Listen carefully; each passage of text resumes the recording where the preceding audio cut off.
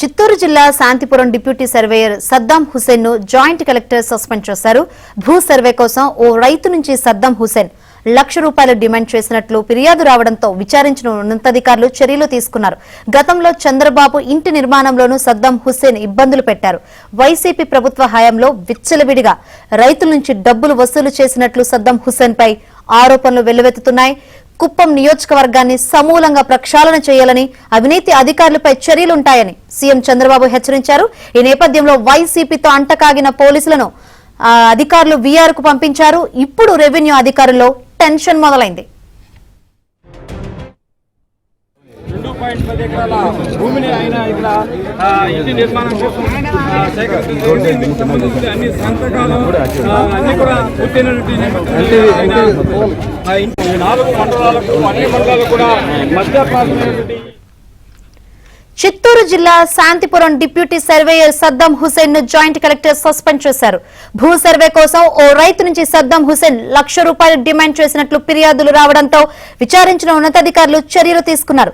గతంలో చంద్రబాబు ఇంటి నిర్మాణంలోనూ సద్దాం హుసేన్ ఇబ్బందులు పెట్టారు. వైసీపీ ప్రభుత్వ హయాంలో విచ్చలవిడిగా రైతుల నుంచి డబ్బులు వసూలు చేసినట్లు సద్దాం హుసేన్ పై ఆరోపణలు వెల్లువెత్తుతున్నాయి. కుప్పం నియోజకవర్గాన్ని సమూలంగా ప్రక్షాళన చేయాలని, అవినీతి అధికారులపై చర్యలుంటాయని సీఎం చంద్రబాబు హెచ్చరించారు. ఈ నేపథ్యంలో వైసీపీతో అంటకాగిన పోలీసులను అధికారులు వీఆర్ కు పంపించారు. ఇప్పుడు రెవెన్యూ అధికారుల్లో టెన్షన్ మొదలైంది. ఇక ఇదే విషయం గురించి మరింత సమాచారాన్ని మా ప్రతినిధి మనోహర్ అడిగి తెలుసుకుందాం. మనోహర్,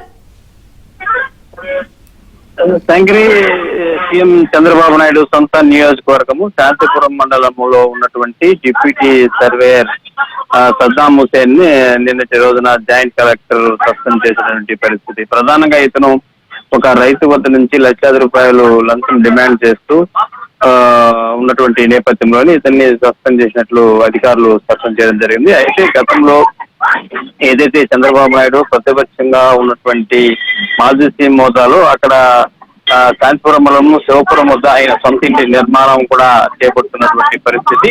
అయితే అక్కడ సందర్భంగా అనేక రకాల అనుమతుల కోసము ఎవరైతే ఈ సస్పెండ్ అయ్యారో డిప్యూటీ సర్వేయర్ అతని నుంచి చంద్రబాబుకు సంబంధించిన ఇంటి నిర్మాణానికి సంబంధించినటువంటి విషయంలో కూడా లంచం డిమాండ్ చేసి అక్కడ స్థానికంగా ఉన్నటువంటి కొంతమంది నాయకుల దగ్గర డబ్బులు తీసుకున్నట్లు ఆరోపణలు ఉన్నటువంటి నేపథ్యంలో ఇవన్నీ కూడా ఇప్పుడిప్పుడే ఒక్కొక్కటి వెలుగు చూస్తున్నటువంటి పరిస్థితి.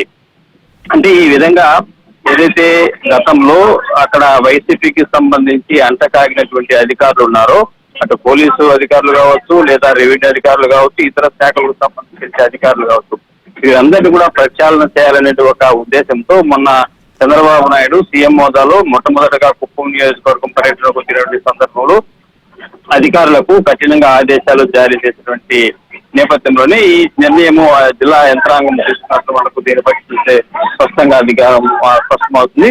గతంలో ఈ పోలీస్ శాఖకు సంబంధించి వైసీపీకి అంటగాగినటువంటి ఎస్ఐలు కావచ్చు, సిఐలు కావచ్చు, వీరందరూ కూడా ఇప్పటికే అందరినీ కూడా ప్రచారణ చేసినటువంటి నేపథ్యంలో ఇప్పుడు తాజాగా ఎవరైతే రెవెన్యూ అధికారులు ఇలాంటి చర్యలకు పాల్పడుతున్నారో వారందరూ కూడా ప్రక్షాళన చేయాలనే ఒక ఉద్దేశంతోనే ఈ చర్యలు కూడా తీసుకున్నట్లయితే స్పష్టమవుతుందని చెప్పాలి.